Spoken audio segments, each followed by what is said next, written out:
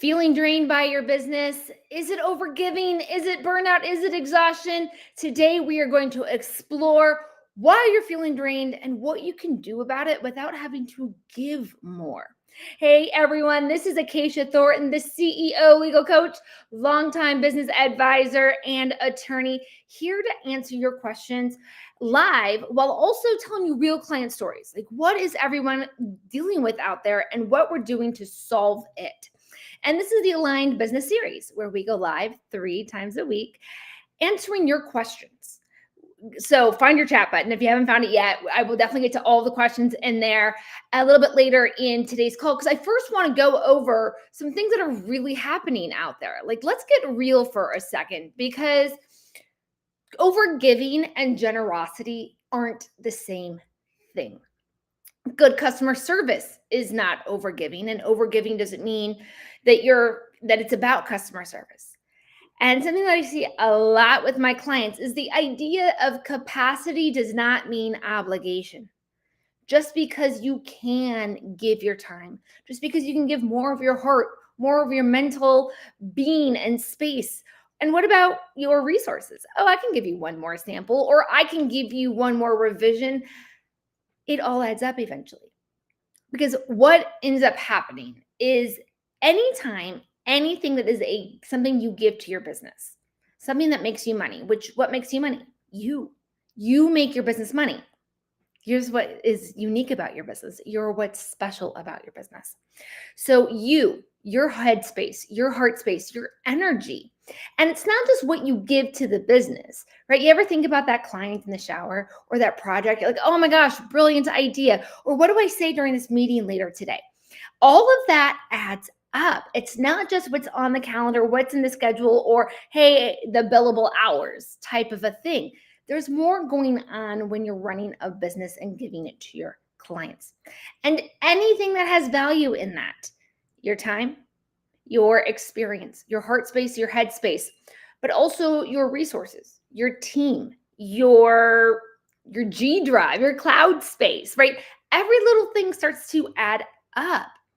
And in business, the reason you chose to create a business is you wanted to bring your love, your light, and your expertise and your passions to the world for an exchange, for a value exchange. And this is where things start to feel like overgiving, is when that seesaw of giving and taking isn't equal. It isn't balanced. You're overgiving without getting in response. So I'm going to show you in a little bit later today, while we're doing that live Q&A, to also, and today hey, April, how are you? It's good to see you. You too, Emily. Hi. See you all in there. Yes. Welcome. Yeah, we're talking about feeling drained in your business, because it's something that happens with everybody, right? No matter how expertise you are. Some of the world's biggest CEOs end up feeling exhausted and drained because. And so what can you do when you're a small business owner, new business owner, solopreneur?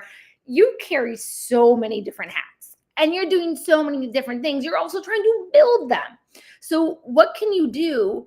We do with so many of our other systems and processes that when we're, okay, here's the process that's the most efficient and most effective. But what about your efficiency, your effectiveness, what you can give? Setting up a system that is operational for boundaries and where the give and take is. And part of that is not just identifying you, which we'll get into it here in a second, but also identifying the client's asks. What things are those clients always asking for? What things could they ask for? Where could miscommunication happen? So I'll tell you a client story right here, right now, a consulting client, long-time consultants. Gosh, their company had actually been in business for over 100 years. That is how long they had been in business. And their new client came to them, they loved our expertise. We're doing this for the first time. We want you, consulting company, your expertise, your insight, come help us build this, do this the right way. And so my client was like, yep, here's the contract, here's the milestones, here's everything we're going to deliver along that. But then the client would come back after every deliverable. So let's say like milestone 1 gets delivered. The client is like, yeah, this is great. Love it. We're going to start implementing it. You go ahead and work on milestone 2. So while my client is working on milestone 2, their client is implementing milestone 1. And what would end up happening is right around the time they were going to deliver milestone 2 to their client, the client would come back with a, hey, now that we're implementing milestone 1, can you reformat it for us? Can you do this to it? Oh, thank you. Awesome. Okay. Then now that they're doing that, then milestone 2 would be delivered.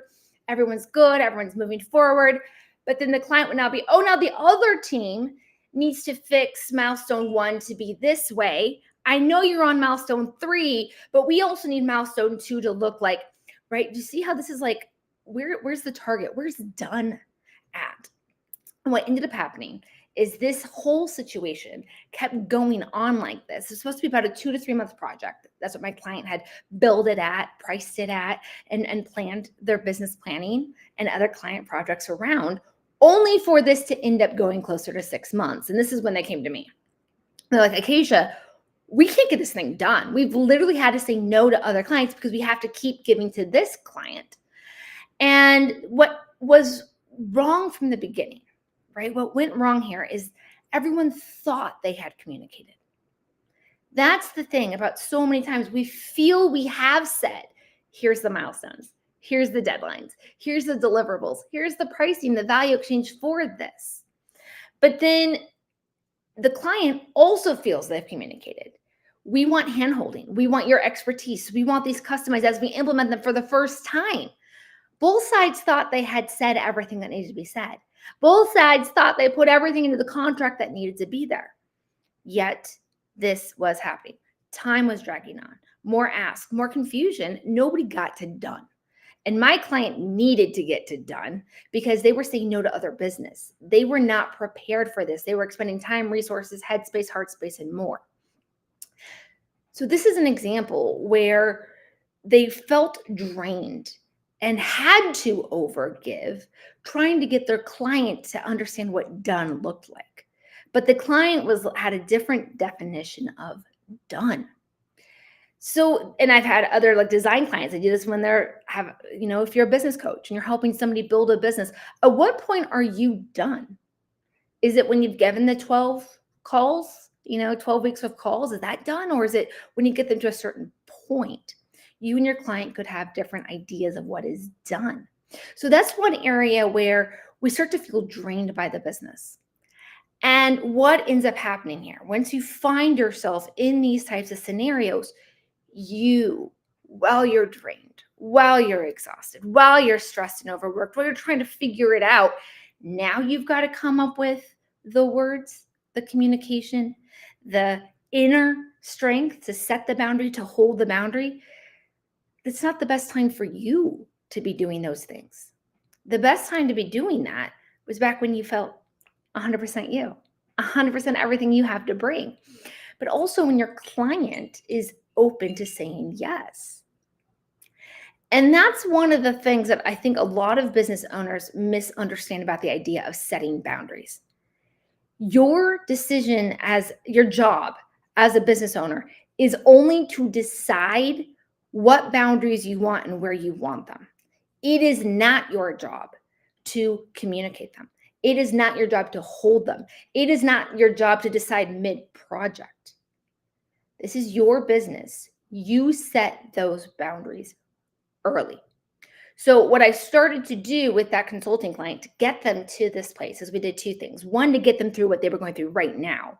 And then two, to make sure it never happened to them again, right? They had lawyers on their team. They have expert contracts, and yet this basic thing was missing because they never had been told it could be this easy.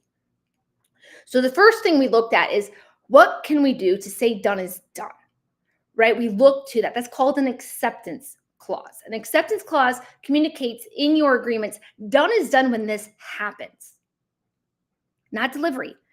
So many people are like, well, I delivered it. Well, if your client can come back and ask for a revision, even if 2 revisions are included, done is not done yet, right? We need to say exactly when done is done every single step of the way and at the end of the project. Then we also need to outline what happens anytime there is what's called scope creep. When the scope of services slowly creeps, right? It's not unreasonable for a client to come back and be like, hey, we loved it in this format. Can we just get it a little bit adjusted? Right? Is that a whole new project? Maybe, maybe not. So understanding what it takes for you to do whatever your clients might ask. And this is one of the reasons why you're not going to find these in an AI generated or a template you got online or even a law firm sourced template, is because they have to be customized by you. And this is why you put them. You can have as many of these as you want. When I work with my clients, sometimes we do as many as 7 scope creep clauses, because that's what the clients might ask for. And what clients love is it's right there in writing. They know that they have to finish it within this many revisions, this many asks, this many samples, this many hours, this much timeline, or there's that value exchange. Back to what we were talking about earlier. Giving is what you set up your business for, but you set your business up to get a value back for what you give. And this is where you start to feel drained, when it becomes uneven. And this is what a scope creep clause does for you, is it says, this is what happens on the other side of that client. It's not a punishment. It is a decision. It's a decision. You need more revisions. This is what happens. And that's what could have happened, right? Those 2 clauses right there would have solved the overgiving situation. It would have resolved done for that consulting client right then and there. If you're a business coach, right? Same thing. When is done done? Is it when your client thinks it's done? Oh, I have a business that's up and running, making 6 figures. Or is it when you've checked your boxes of what is done? We want these things to be very, very clear. So many times business contracts, they set what is affirmatively given in the value exchange, not where the boundary is, what happens when you cross the boundary, but also what about ghosting and silence? Anytime you have to chase a client, you are overgiving. You did not budget for that time in the pricing. So all of that is extra. Those are all areas we give. And you also want to, like I said, the thinking in the shower, the brainstorming, whatever that is for you, all of that counts. All of it counts in the pricing structure and what's in those agreements. And going back to what I talked about earlier, it's not your responsibility as the business owner to decide mid-stressor while you're exhausted and feeling drained, balancing everything you balance, to now come up with, okay, this is where I think I'm going to draw the line. This is how I'm going to communicate it. I'm going to be like this. I hope I don't piss them off. When you have a system in place that supports you, and this is one of the things that the guide is going to help you with, that free guide, I'll give you the link to that in a second, is that you're going to see how the process, the system does the work for you. Imagine your contract already has the exact language to communicate to your client. Your client has said, yes, I agree. This is how I want to operate. This is how you get aligned clients, because they're going to say yes to how you want to work. You don't want the clients that are going to drain you. You want the clients that are going to respect your time, respect your expertise, and respect the value exchange. That's who you want as your client. And so when they say yes and they sign off, they've said yes to that. And now if they start to ask more, you get 2 amazing things. 1, you only have to remind them they've already agreed to this. It's the only thing you have to do now. You don't have to come up with the words. You don't have to go back and figure out where is the line. The line's already been agreed to.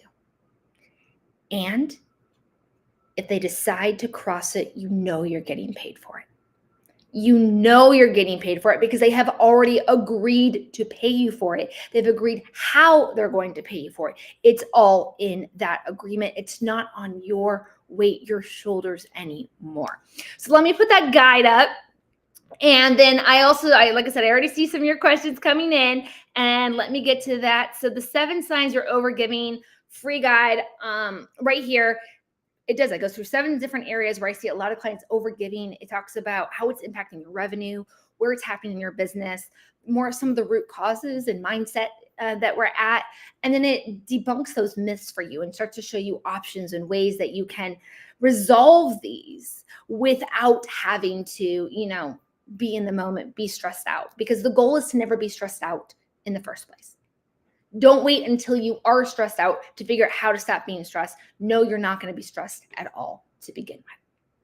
All right, let's get to these questions. What do we have?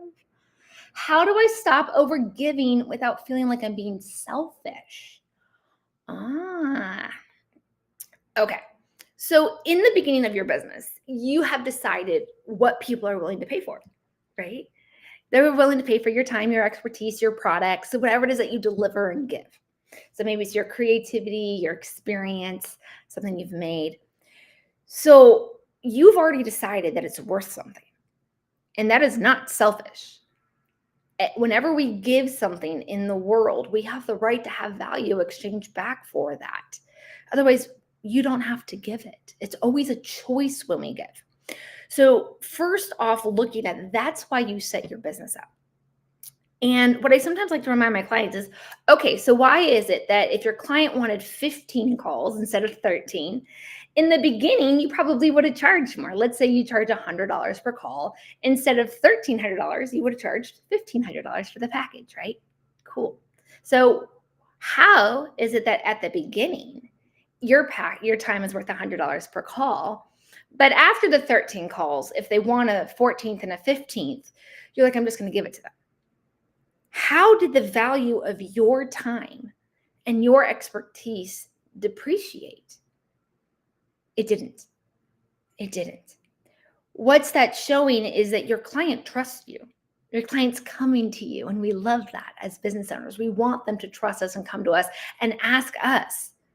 But we don't want to just give because we have already given to them. It's not an open-ended thing. Same with service at the end of a contract. We don't want to overgive just because it happens on the back end. There's still value.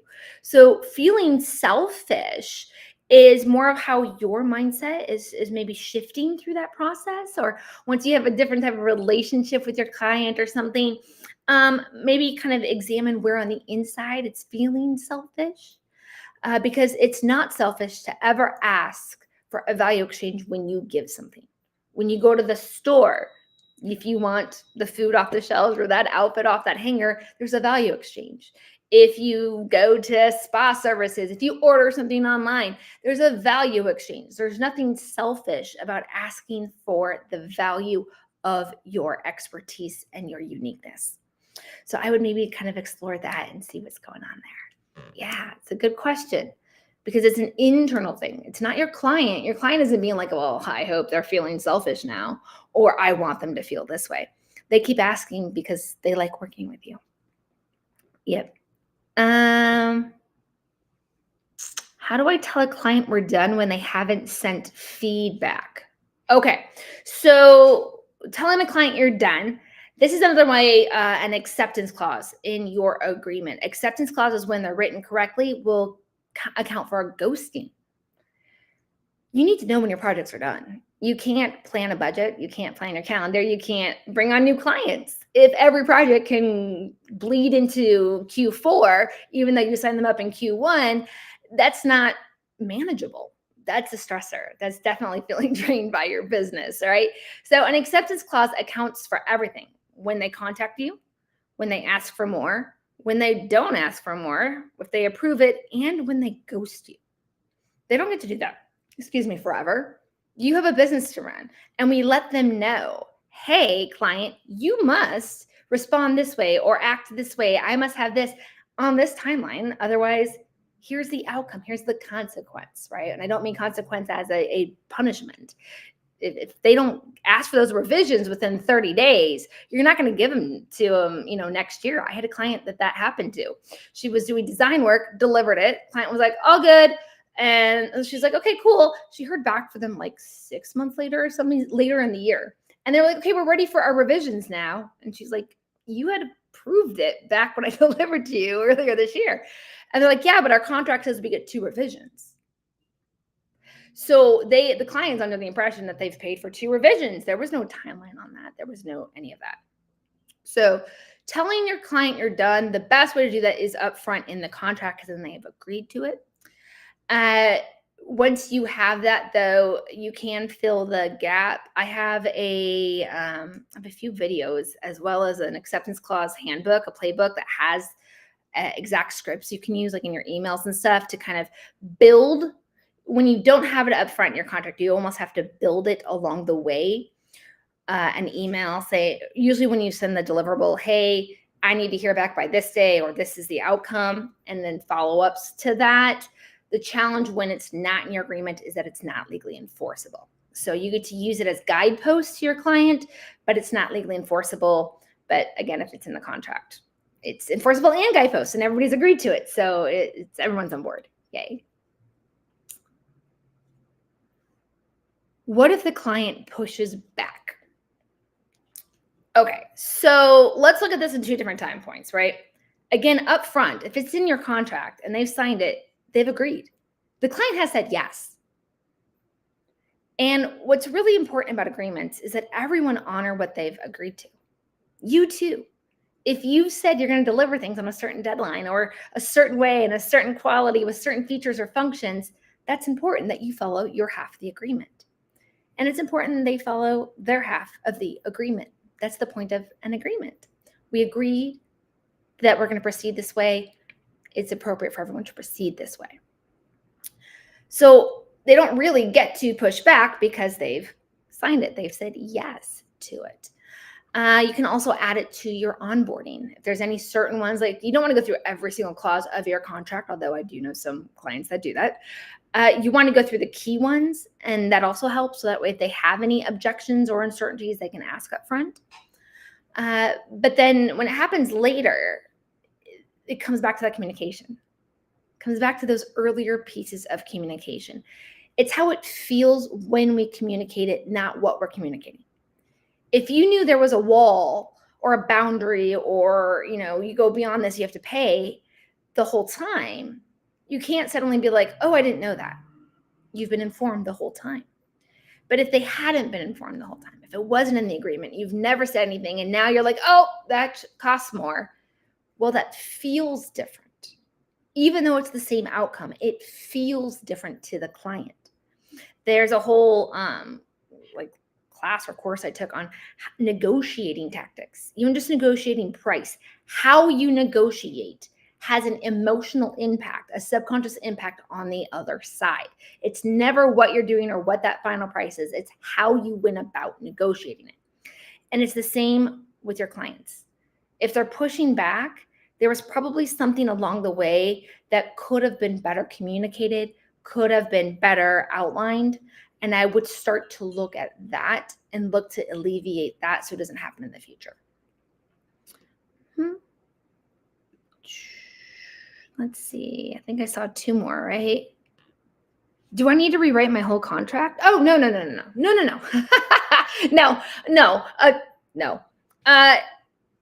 This is one of the areas. So I'm a big believer in customized contracts as a whole. Your whole contract should eventually be customized, but we don't all have the resources to do that right up front. Okay. So do realize there is an ROI. There is a reason every medium and large and big company out there has a custom contract, not something they got off of AI, not the random template from a law firm. They have a customized contract because they get more money. There is an ROI to your revenue for having a customized contract. But not everybody starts their business or in their first few years. You're not always ready for that ROI, right? There's that upfront investment. So what you can do is update the parts about the boundaries. When it comes, and so the guide will walk you through this as well. It'll give you the 3 key areas. But when it comes to boundaries, it's usually your acceptance clause, scope creep clause. I also call one the anti-ghosting clause. And then just sort of the client give and take. What do you need from them when? These are things that you probably don't have in your templates because they do require customization. But you don't have to re-customize the whole contract. You can just put these in. And you don't need a lawyer for these. These are actually part of the value exchange. So just like you don't need a lawyer when you're setting your price or your product exchange and so on, these are part of the value exchange. So you as a business owner and leader can do this. You don't need a lawyer. So no, you don't need to redo the whole contract. I do recommend that as you grow your business, you start to customize those other areas, looking at your verticals, looking at your indemnification, your insurance, and all those things. But for now, let's just work on the areas that focus on your boundaries, because your sanity and your energy are needed for you to ever scale and grow your business and be successful. Yeah. So the guide will definitely have a great structure and outline for you on that. Yeah. All right. One more question, right? Is that what I saw? One more question. Can I charge extra for revisions if I didn't put it in writing? Ooh, okay. First off, go look at what is in writing. Is there some level of heads up that if they need more, there is a charge? Or, hey, this is only what's included. You want to see if there was ever a boundary in there and kind of work your communication from that foundation. Because nobody wants to be charged for something that they don't see coming. If they think it's like the consulting story I told you earlier, right? That client, that customer thought all these little customizations as they implemented it were included. And they weren't wrong for thinking that. They told the consulting company they expected handholding because this was their first time. The consulting company didn't realize that handholding meant all these little baby things. So to charge for all of those extras, they first needed to finish what they had promised in the agreement they would finish. And that was one of the things we had a challenge with them is they had a very, very bad acceptance clause, but it was there. They had no scope creep clauses whatsoever. And so I was like, hey, your acceptance clause says you got to get all the way to this point before we can even communicate to the client that this is done. So we have to honor what has been agreed to. We have to honor that. So all these things along the way, you got to either figure them out or hurry up and get to the finish line as outlined in the contract so you can say we're done. So always start with what is in writing, what has been agreed to, and work your communication from there. Like I said earlier, how we communicate it and the timelines we do it to the client impact how they feel about the communication. So I think you asked about revisions, right? Yeah, you asked about revisions. Okay, so let's say you expected 2 revisions. Maybe when you deliver it at first, be like, okay, we're here at this phase, we usually only do 2 revisions. Now the client knows that it's normal to have 2. You're not saying I'm going to charge you, and they're not expecting to be charged, but they at least know anything beyond that is beyond normal. And then when they get to that second one, you can say, hey, we're at that second revision now. Usually at this point, it's either going to start delaying things. We might have to charge more. Let me know how we can maximize where we are to keep things on track for you. Right. So do you see how we're kind of laying those pieces, the foundations to move you forward? But if the contractor says you get revisions and you're just like, hey, I'm going to charge you now, your client will likely come back with wait a minute, where'd that come from? So yeah, breadcrumbs to get there for sure. All right. Also, don't forget to grab that guide, 7 guides, you're overgiving in your business. It will help you do like an internal audit, find those things that are happening to you, how they're impacting your revenue, and then what you can do to communicate, to stop, to get these boundaries set up as part of your systematic processes, not something you have to come up with while you're stressed and overworked. And now I got to come up with the words and I got to set the. Don't be chasing your tail when you're already stressed out. Find a way to make this easier on you. You deserve it. You work hard. You bring great things to your clients. And I look forward to seeing you all tomorrow as we continue to build on this. Boundaries, but this time, how they're going to make you more revenue. This has been the CEO Legal Coach.